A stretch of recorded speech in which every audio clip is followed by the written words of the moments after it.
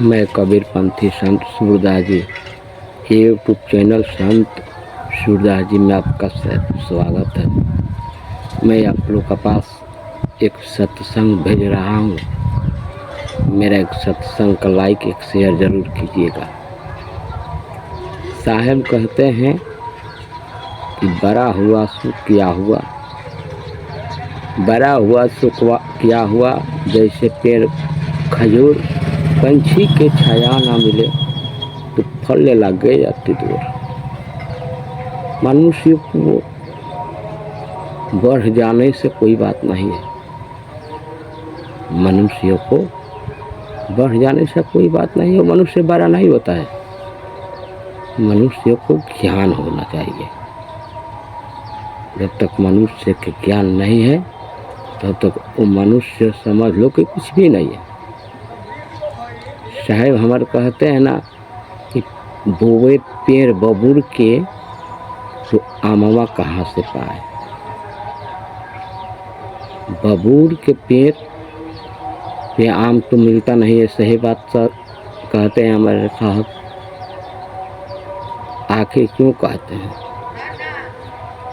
साहब ऐसा बात क्यों कहते हैं? मनुष्य को तुलना कर रहे हैं।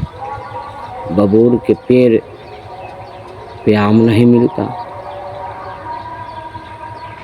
बबूर के पेड़ पे आम नहीं मिलता है। कहने का मतलब है साहब का कि मनुष्य जो पेड़ लगाता है वो खुद को कहते हैं कि मनुष्य जो पेड़ लगाते हैं वो अहंकार का पेड़ लगाते हैं। मनुष्य पेड़ जो लगाते हैं वो अहंकार के, तो अहंकार के पेड़ लगाएंगे तो इस पे अहंकार ना फरेगा, फल कहाँ से फरेगा, प्रेम कहाँ से फरेगा। पहले के लोग भी पेड़ लगाते थे, आजकल तो पेड़ लोग लगा ही नहीं रहे हैं। फल मिलता था, प्रेम मिलता था, आजकल तो पेड़ कहाँ लोग लगा रहे हैं। आजकल लोग पेड़ लगा रहा है अहंकार का, तो उस पर अहंकार ही फट रहा है। जैसा पेड़ लगाएगा वैसे ही फल प्राप्त होगा। अहंकार लगाओ अहंकार पाओ। बहुत लोग कहता है कि यह लड़का हमारा ही बात नहीं मानता है, तो कहाँ से मानेगा, वो मानेगा कहाँ से? अहंकार तो बोए हो तो अहंकार ही फरेगा। लड़का क्या है? लड़का मिट्टी है, लड़का मिट्टी है और माता पिता कुम्हार है। तो कुम्हार जानता है कि मिट्टी के हमें क्या गढ़ना है, वो जैसा गढ़ सके। कुम्हार चाहे तो मिट्टी का कलसा बना दे, ढकनी बना दे, दिया बना दे। और कुम्हार चाहे तो उसी मिट्टी का ऊपर टांगने वाला कहते हैं ना बना दे लबनी, तो वैसे ही ना हो। तो दोष किसका है? मिट्टी का दोष तो नहीं है, तो कुम्हार का दोष है। तो वही बनाया तो वही हुआ। इसलिए साहब कहते हैं बोबे पेड़ बबूर के तो आमा कहाँ से पाए। तो अहंकार का पेड़ ना लगाइए,